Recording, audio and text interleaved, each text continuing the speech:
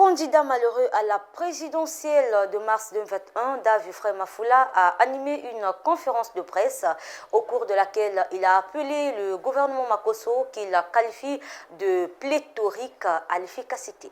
Dans l'ambition de réaffirmer sa volonté à servir les intérêts du peuple congolais, David Frère Mafoula, président du parti politique Les Souverainistes et ancien candidat à l'élection présidentielle de mars 2021, a été face à la presse, face aux professionnels des médias. David Frère Mafoula brise le silence pour se prononcer sur l'actualité nationale. Ce après sa dernière communication datant du 27 mars. Il trace une nouvelle ligne politique axée sur les aspirations du peuple et sous le label Ambition tranquille. Désormais, nous voulons porter et assumer avec vous une ligne politique courageuse, responsable et utile que nous appelons l'ambition tranquille. Cette ambition tranquille n'est pas auto-centrée. Elle sera attentive à la souffrance de tous ces Congolais dont le quotidien est à peine vivable. Elle nous projette vers l'avenir et tourne déjà notre regard vers l'action de la nouvelle équipe gouvernementale. L'action entendue ici comme traduction du véritable engagement politique, celui-là même qui transforme les promesses en réalité. Il peint par ailleurs un tableau sombre du pays caractérisé par les vulnérabilités sur différents plans.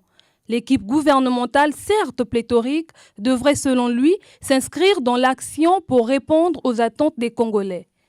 L'histoire nous convainc que l'efficacité d'un gouvernement ne participe nullement du nombre pléthorique des ministres, ni de l'apparition des mêmes visages, mais performativement de la volonté, de l'action et de la rationalité.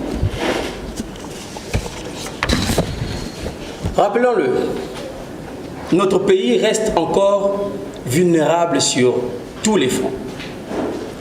Vulnérabilité sécuritaire face à la délinquance juvénile croissante. Vulnérabilité économique face au chômage des jeunes. Vulnérabilité sociale découlant de la situation des retraités et des étudiants. Vulnérabilité morale et politique.